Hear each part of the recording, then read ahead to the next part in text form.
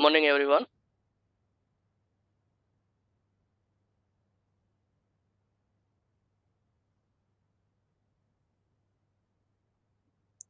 As we have seen the previous lecture, that sources of international law, in that we have covered treaties, customs, and general principle of law. In general principle of law, we have covered half of the portion, and today we'll cover the which are left. And in further, that some other sources and judicial decisions which are left under the sources of international law. So we have seen the last that Corfu Channel case in that Republic of Albania versus United Kingdom. So the dispute between the USA and Albania, uh, you can see in the map also. This is the Corfu Channel case. So triangle case, it was a strategic point of passage in that the Albania has uh, destroyed the vehicle of USA Navy. તો એની અંદર general principal of લો એ લોકોએ follow કરવું પડે. કેવી રીતે? તો આની અંદર બહુ સરસ રીતે સમજાવે કે જનરલ પ્રિન્સિપલ ઓફ લો શું કહે છે કે જેટલા બી સ્ટેટ છે, every state is obliged not to knowingly allow its territory. બરાબર? જે લોકોને ખબર છે એ લોકો કોઈને એલાઉડ નહીં કરે જાણી જોઈને to commit acts against the right of any other states. એટલે કે બીજી કોઈ પણ રાજ્યને સામે કોઈ એવી એક્શન જાણી જોઈને નહીં કરે કે ભાઈ કે એની અંદર કોઈને ડિસ્ટ્રોય કરી દેવું, અથવા કોઈ બાય મિસ્ટેકલી કોઈ જહાજ આવી ગયું તો એને ઉડાડી દેવું, અથવા કોઈ કારણોસર without any order they destroyed any type of a vehicle of any territory that is not accepted in the international law. So every state has to oblige that knowingly they are not going to do anything. Unknowingly, if something is happen, then the it's a different fact. કે આપણે હમણાં જોયું હતું કે USA ઈરાનનું વિમાનને ઉડાડી માર્યું હતું, એવું કંઈક હતું. I think so. હમણાંનો રિસેન્ટની ઘટના કોઈને યાદ છે કંઈક જેની અંદર વિમાનને તોડી પડાયું હતું, કંઈક ઈરાન અને યુએસએ વચ્ચેને કંઈક ઇસ્યુઝ હતા? કોઈને યાદ છે કંઈ? હાલનો કિસ્સો છે, 1 મહિનો થયો હશે મેક્સિમમ, કોલેજ ચાલુ હતી ત્યારે. 2-3 મહિના આઈ થિંક સો.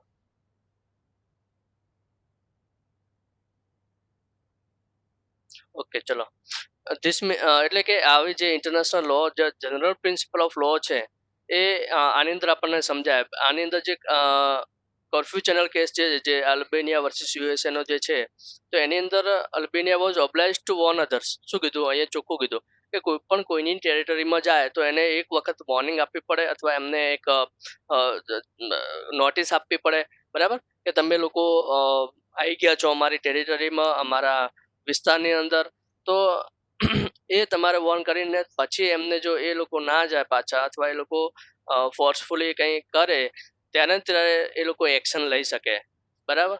તો આ વસ્તુ અહીંયા હતી કર્ફ્યુ ચેનલ કેસમાં, કે અલ્બાનિયા વાળા યુએસએનું જે જહાજ હતું એને ડિરેક્ટલી તે destroyed when it's come to the channel of their territory.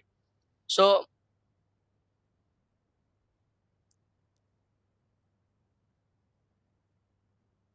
કહેવાય કે કર્ફ્યુ ચેનલ કેસ છે એમાં ઇન્ટરનેશનલ કોર્ટ ઓફ જસ્ટિસમાં 2 વર્ષ ચાલ્યો, એન્ડ એની અંદર એવું ડિસાઇડ કરવામાં આવ્યું કે state responsibility for damages at sea as well as the doctrine of innocent passage. કોની રિસ્પોન્સિબિલિટી આવે? કે જે સ્ટેટ હોય એની રિસ્પોન્સિબિલિટી આવે. કંઈ પણ એમાં જો તમે આવી રીતે ડેમેજ કરી દીધું હોય as per the international norms, તો એ એની અંદર ફોલો થશે કે એ ડેમેજીસ જે પણ હોય એ સ્ટેટ રિસ્પોન્સિબિલિટીની આવશે, અને એનું કમ્પન્સેશન આપવું પડે. Now in contentious case it was also first of any type of the heard by the ICJ. આવો કેસ એવો હતો કે જે પહેલી વખત ઇન્ટરનેશનલ કોર્ટ ઓફ જસ્ટિસની અંદર આવ્યો હતો અને બહુ હાઇલાઇટ થયો હતો. Now judicial decision.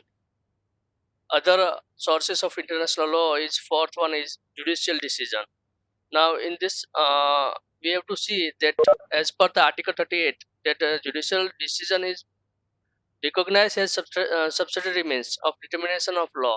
બરાબર એટલે જે determination of law છે that will be accepted by the every countries ને એને ફોલો કરવું પડે. અને આઈસી જે છે એ આર્ટિકલ 59 પ્રમાણે એમનું જે કોર્ટ કેન ઓનલી ગાઈડ ધેમ.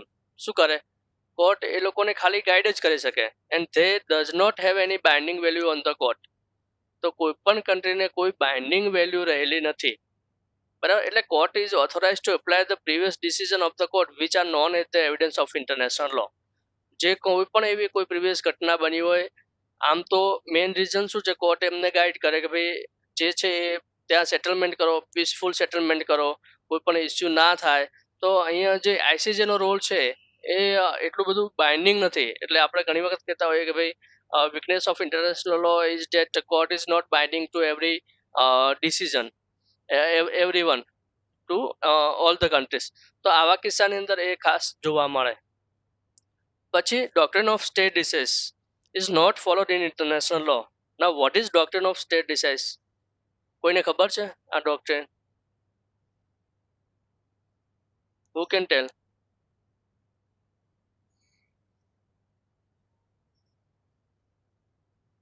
કોઈને ખબર છે what is the doctrine of state decisions?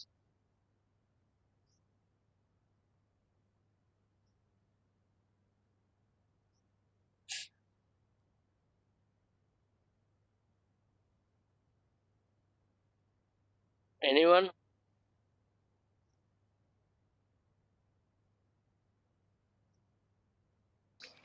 ઉપદેશ બોધ એનો મીનિંગ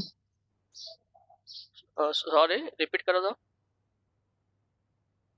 બોધ ગુજરાતી મીનિંગ ગુજરાતી મીનિંગ બુદ્ધ. ઉપદેશ બોધ બોધ ઉપદેશ. ઓકે હા હા બરાબર. બીજા કોઈને ખબર છે?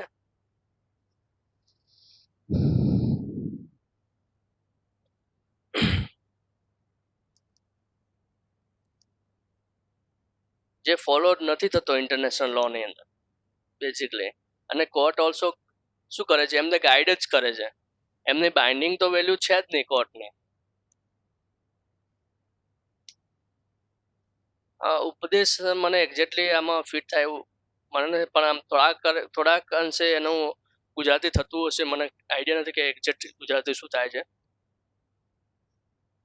So state decisis means the its Latin word. એનું લેટિન વર્ડ એક્ઝેક્ટલી એ છે કે જોઈ લઈએ to stand by what which is decided. બરાબર કે જે ઓલરેડી ડિસાઇડેડ છે એની સાથે રહેવું. એટલે કે જે પ્રીવિયસ યરના જજમેન્ટ છે, પ્રીવિયસ યરના લીગલ ઓર્ડર છે, એટલે પ્રીવિયસલી જે આપી દીધેલા પ્રીવિયસ ઓર્ડર્સ છે તો એ બધા ફોલો થાય. ડોક્ટ્રિન ઓફ સ્ટેટ ડિસાઇડ્સ એટલે કે એના જે જજમેન્ટ હોય લાસ્ટ તો એ એવિડન્સ ઓફ ઇન્ટરનેશનલ લો આપણે જે જોયું કે એનો ઉપયોગ થતું હોય છે તો એ બાઇન્ડિંગ તો નથી અને ફોલો પણ નથી થતું. બરાબર એટલે કે state decides is a legal doctrine that obligates court to follow historical cases when making a ruling on similar case. બરાબર કોઈ સિમિલર કેસ હોય તો એનો કોઈ હિસ્ટોરિકલ કેસ એવો સેમ હોય તો એની અંદર એપ્લાય થાય. બરાબર obligates court to follow the same things. તો આની અંદર એ જ છે કે state decisis to stand by what which is decided. તો એ ઇન્શ્યોર કરે કે ભાઈ કોઈ આવો કેસ સિમિલર સિનારીઓ સાથેનો અથવા ફેક્ટ સાથેનો આવે તો એ શું કરશે કે સિમ્પલી એવું કહેશે કે ભાઈ આ last previous judgement on the same facts on the same issues they have given the judgment in the favor of so and so. બરાબર તો એ જે હશે એ that will be decided and decisions આપવામાં આવે છે. પણ અહીંયા શું કહે છે કે not followed in the international law. બરાબર તો આ ડોક્ટ્રિન અહીંયા ફોલો નથી થતું. આમાં કેટલું બધું નથી ફોલો થતું જે આપણને ખબર છે કે વીકનેસ કેટલી રહેલી છે ઇન્ટરનેશનલ લોની અંદર. નાઉ હવે આમ જોવા જઈએ તો ઇન્ટરનેશનલ કોર્ટ ઓફ શું કરે એના જે કેસ લો છે એ પોતે એડવાઇઝરી ઓપિનિયન આપે અને જજીસનો રોલ મેઇન છે એમ કે લો મેકિંગ પ્રોસેસની અંદર. એટલે કે જ્યુડિશિયલ ડિસિઝન છે જે સોર્સિસ છે ઇન્ટરનેશનલ લોનું તો મેઇનલી ઇટ્સ કવર શું કરશે કે ભાઈ આની અંદર જે ઇન્ટરનેશનલ કોસ્ટ અલગ અલગ કન્ટ્રીઝના જજીસ હશે તો એ લોકો પોતે કંઈ પણ એનો ઓપિનિયન એડવાઇઝરી ઓપિનિયન હોય અથવા કોઈ પણ જજીસના કેસ લોસ હોય તો એના ઉપરથી એ લોકો કોઈ લો મેકિંગ ટ્રીટીસ બનાવ્યું હોય અથવા કોઈ ઇન્ટરનેશનલ નોર્મ્સને ઊભું કરવું હોય તો that will be possible for them to make any treaties or agreement which is binding to international court of justice અને એના બેઝિસ ઉપર એ લોકો જજમેન્ટ આપે અને એને કહેવાય કે ઇન્ટરનેશનલ લો એક આખો ઊભો કરી શકે નોર્મ્સ. નાવ એક પ્રિન્સિપલ હતો નાયકાર ગવ વર્સિસ યુએસએ ની અંદર જે એની અંદર શું હતું કે principal of prohibition against the use of threat or use of force was recognise. એટલે આ જે મેજર એક્ઝામ્પલ છે કે જેની અંદર કોઈ પણ એવો પ્રોહિબિશનનો પ્રિન્સિપલ જો નાખવામાં આવે તો કોઈ એકબીજાની કન્ટ્રીને કોઈ થ્રેટ અથવા જો યુઝ ઓફ ફોર્સ કરે તો that will be prohibited by the international court of justice. બરાબર. And this principle is now consider to be part of customary international law અને એને અત્યારે હાલમાં એ કસ્ટમરી ઇન્ટરનેશનલ લો તરીકે એક્સેપ્ટ કરવામાં આવે છે. એટલે કે પોતે કહેવાય કે mutually we can say that or પોતાની રીતે જ એક્સેપ્ટ કરેલું જે હોય that will be accepted by the every country. બરાબર. અને એક બીજો કેસ હતો જેની અંદર અલબામા ક્લેમ્સ આર્બિટ્રેશન હતો. એની અંદર શું કહે છે કે આઈસી જે છે ને એ શું કરશે કે ઇન્ટરનેશનલ કોર્ટ ઓફ જસ્ટિસ છે એ બને ત્યાં સુધી પીસફુલ સેટલમેન્ટ અને ઇન્ટરનેશનલ જેટલા બી ડિસ્પ્યુટ છે એનું બને ત્યાં સુધી આર્બિટ્રી અથવા આર્બિટ્રેશન મેથડ્સ લઈને આ કોન્ફ્લિક્ટ જે છે એને રિઝોલ્વ કરવાનો ટ્રાય કરશે. બરાબર. એટલે ઘણી વખત આપણે જોતા હોઈએ કે ભાઈ આર્બિટ્રેશન્સ જે છે આપણે ઇન્ડિયા પાકિસ્તાન વચ્ચે હોય તો યુએસએને કહીએ કે ભાઈ તમે થોડા વચ્ચે પડો. બરાબર. એટલે એમાં ઘણી વખત એવું થતું હોય હમણાં તો આ ઇસ્યુઝ થાય એમાં કોઈ આપણે આર્બિટ્રેશન માટે કોઈની સલાહ લીધી જ નથી કે અમે હેલ્પ કરો અથવા તમે વચ્ચે આવો.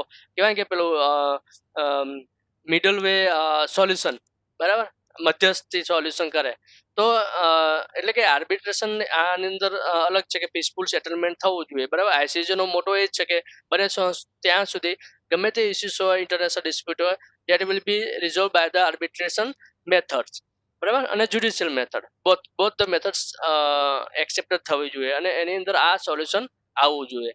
તો આ જે મેઇન સોર્સિસ ઓફ ઇન્ટરનેશનલ છે એમાંથી આજે આ મેઇનલી 3 છે પણ આપણે 4-5 સોર્સિસ જે છે એની અંદર પણ જોઈ લઈએ કે આ સોર્સિસ પણ અંદર કવર થાય છે. એની અંદર ઇન્ટરનેશનલ ડિસ્પ્યુટ હોય અથવા કંઈ પણ કોન્ફ્લિક્ટ હોય that will be solved by the ICJ.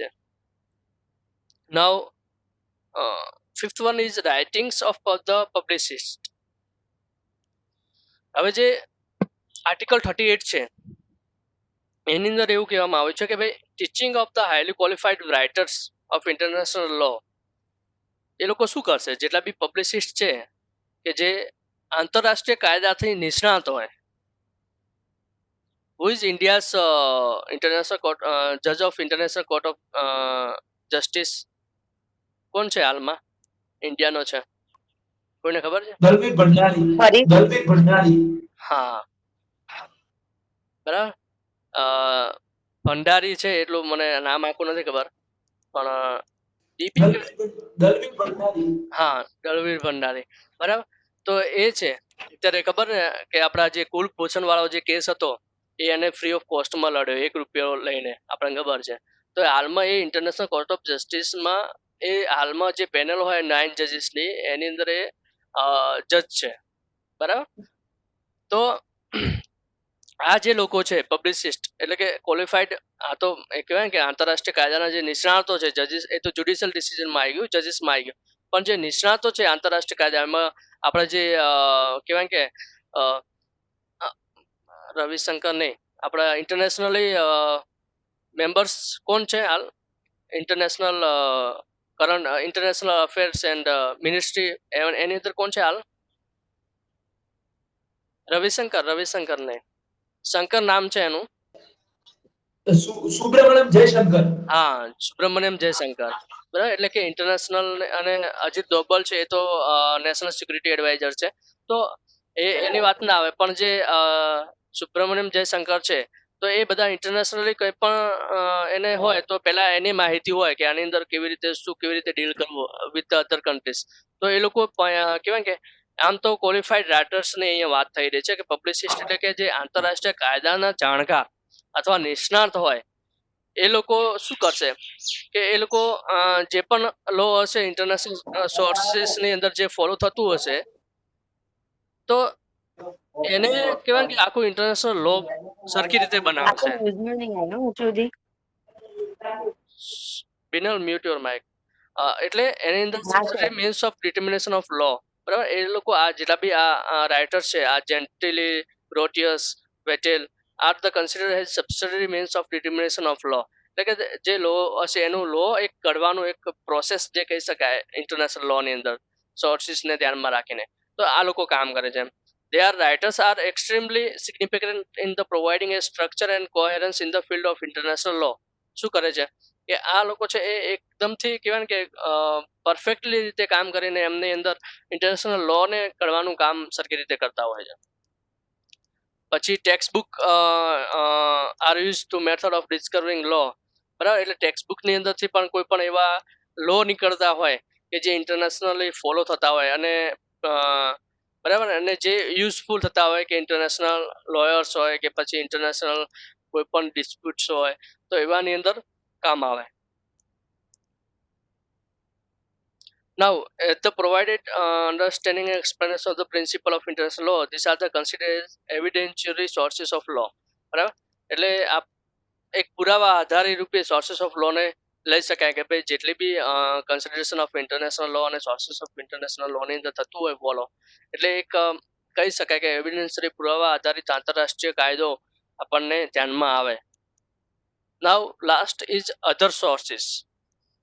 અન્ય સોર્સિસની અંદર શું આવશે તો કે આર્ટિકલ 38(1) જે આઈસીજેનું છે એની અંદર રિકોગ્નાઇઝ કરે છે જ્યુડિશિયલ ડિસિઝન અને સ્કોલરલી રાઇટિંગ ધ સબસિડરી મીન્સ. એટલે કે જે આપણે બે પ્રીવિયસલી જોઈ લીધા કે જ્યુડિશિયલ ડિસિઝન પ્લસ જે રાઇટિંગ પબ્લિસિસ્ટ છે, તો એ બધાને મળાવીને ડિટર્મિનેશન ઓફ લો જે કરવાનું કામ કરે છે તે અધર સોર્સિસમાં આવે. અને both the municipal and international law judicial decisions can serve to establish new principles and rules. શું કરશે આનાથી શું થશે, મ્યુનિસિપલ લો અને ઇન્ટરનેશનલ લોના જે જ્યુડિશિયલ ડિસિઝન છે એ મળીને એક નવો પ્રિન્સિપલ ઊભું થાય અને નવા રૂલ્સ અને રેગ્યુલેશન જે ધ્યાનમાં આવે ઇન્ટરનેશનલ લોની અંદર તે વારંવાર ઘડાતા હોય છે, બરાબર. તો એ આ અધર સોર્સિસની અંદર ફોલો થશે. Now in municipal case, now international legal rules can become clear through their consistent application by the court of number of states.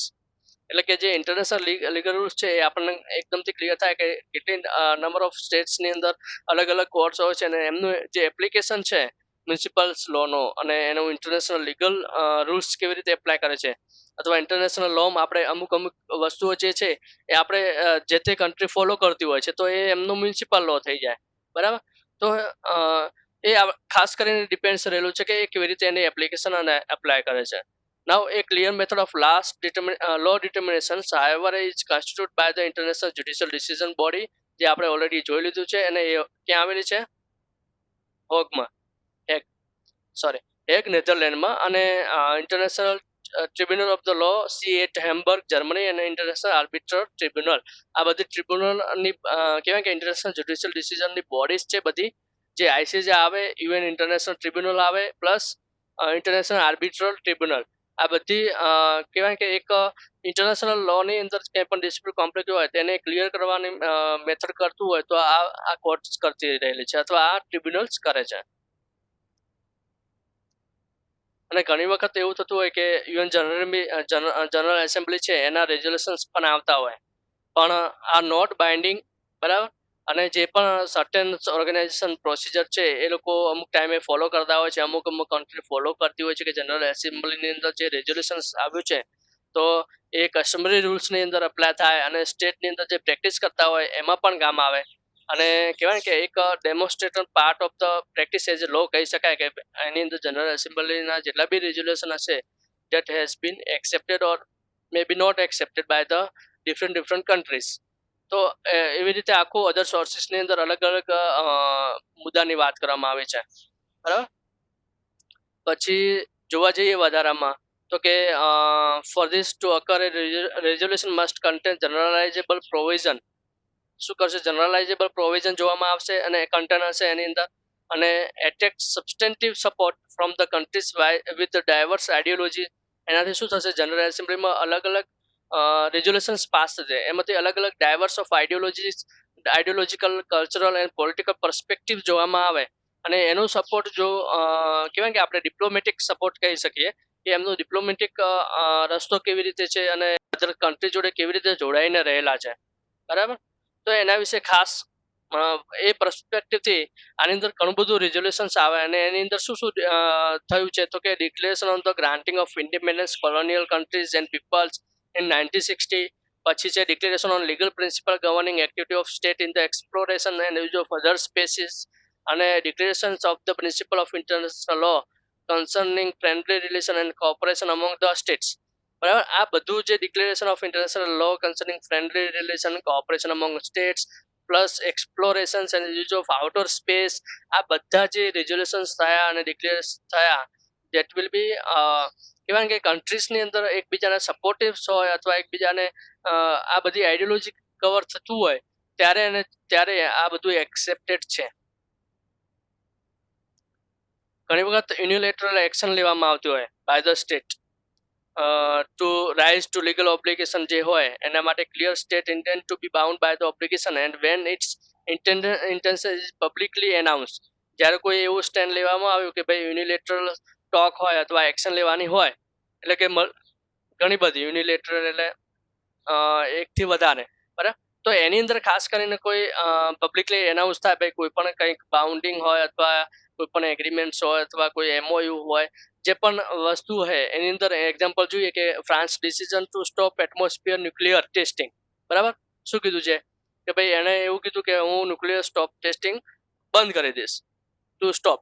હવે at the ICC between Australia and New Zealand concerning the legality of such testing, unilateral statement જે છે also may constitute evidence of state's view on the particular issue, કે ભાઈ જો સામેથી કીધું હોય કે હું ટેસ્ટ બંધ કરી દઉં છતાં પણ કંઈક પ્રોસેસ ચાલુ રાખે છે, તો કહેવાય કે એટલું બધું માઇન્ડ નથી, પણ એ લોકો એક એવિડન્સ રૂપે જોઈ શકે કે તમે કંઈને કરતા નથી, બરાબર. એટલે બધાની નજર ત્યાં હોય. તો ખાસ કરીને આની અંદર જે ઇન્ટરનેશનલ અધર સોર્સિસની અંદર છે ઘણી બધી યુનિલેટરલ ટોક, જનરલ એસેમ્બલીઝ, રેઝોલ્યુશન્સ અને અલગ અલગ ડિસિઝન છે that are binding to this international norms. પછી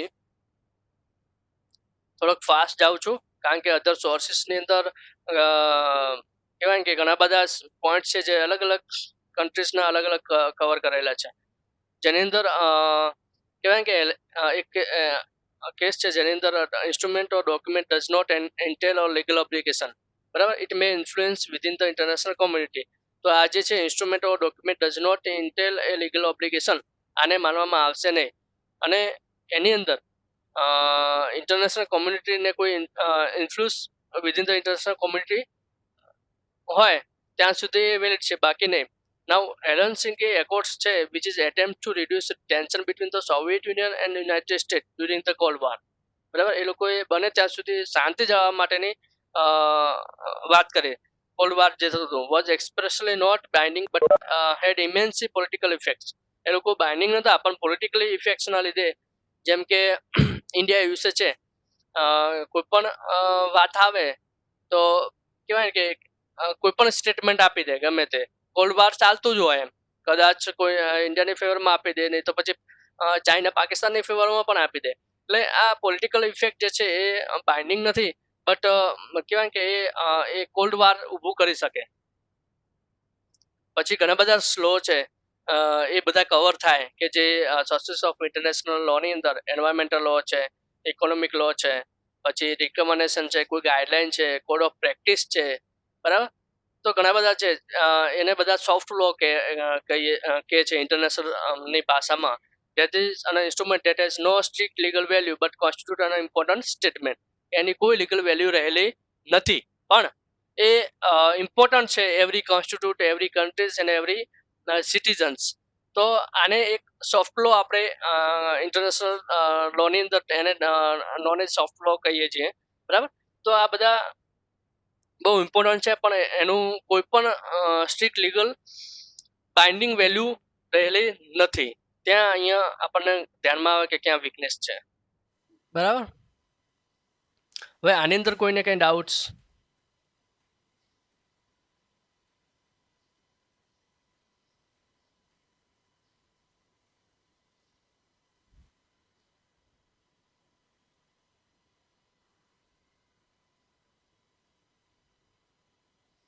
એની ડાઉટ્સ?